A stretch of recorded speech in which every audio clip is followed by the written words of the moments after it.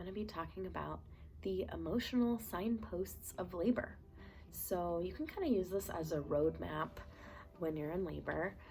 It kind of works better if you're having an unmedicated labor and delivery. Although, if you get an epidural, before that point, you would probably be showing these emotional signs on the roadmap. This is very helpful for your partner who will be helping you in your labor to know about. So the first emotional signpost is excitement. Usually when your contractions start, they're not too intense yet. The contractions are usually shorter and more mild. They are about 30 to 45 seconds long, and they're spaced out maybe 5 to 10 minutes apart. So you have those longer rest times, those longer breaks. If it's nighttime, I would suggest try to go to sleep like normal. If it's in the daytime, try to just go about your day, wash dishes, just keep moving, because that helps with keeping your labor progressing.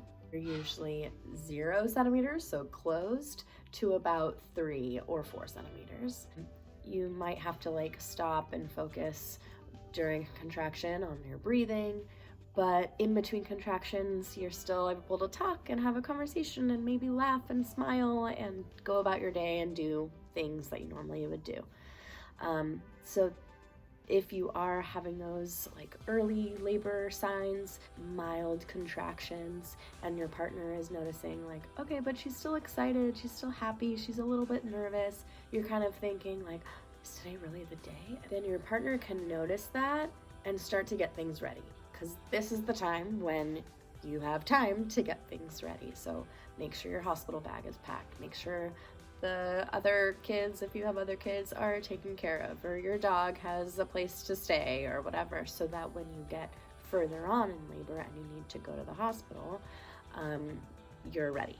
The second emotional signpost is seriousness. So your contractions are getting more serious, and so you're getting more serious.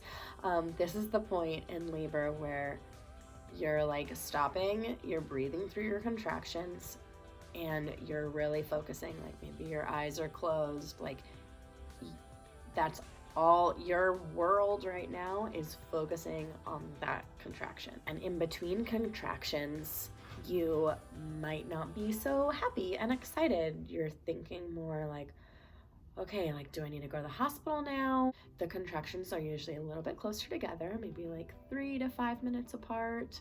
They last maybe 45 to 60 seconds. You're usually 4 centimeters to about 7 centimeters. This is the best time for your partner to be coaching you, really in your face if you need to, coaching you, okay, remember to breathe, take those deep breaths, breathe in, breathe out. As silly as it sounds, when you're in labor, you forget how to breathe and you need someone to coach you. So just those simple reminders, breathe in, breathe out. Whatever works for you, use that, partners, because you're the coach. You're guiding her through this and she needs you. In the third emotional signpost, that is self-doubt. The laboring woman is thinking, I can't do this anymore. Do I have to still keep going? I can't do this. I can't keep going. Is it almost over?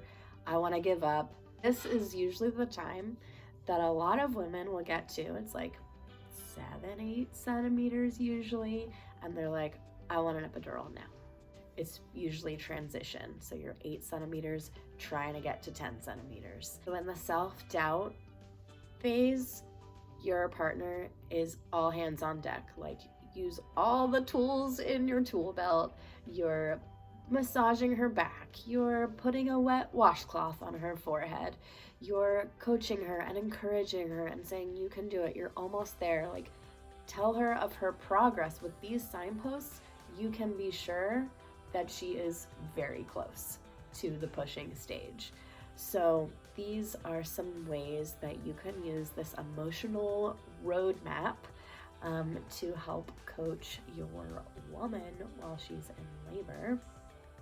It's kind of hard to see from like when you're in it and you're experiencing the labor and the contractions and all the things coming out of you. It's hard to like identify what you're feeling. So the excitement, the nervousness, like sometimes it gets all like muddled together. So that's why it's really helpful to have someone else with you who sees from that bird's eye view, like, okay, she's having contractions, but like she's tolerating them really well. She's breathing through them so calmly. She's laughing in between. She's telling jokes. She's excited. We're talking about the baby name, whatever. And then in the seriousness, the serious signpost, like she gets more focused and concentrated. You're seeing that next emotional signpost. And then in the self-doubt, it's so clear to identify, like when she says the words, I can't do this anymore, like she will forget that she saw this video, and she will forget that I said that she's gonna say this, and she will say, I can't do this anymore, or is it almost over, or I want an epidural, or something along those lines of I am doubting myself. So as a partner, as the coach, this is so helpful for you to understand and to be aware of, and just an extra tool in your tool belt.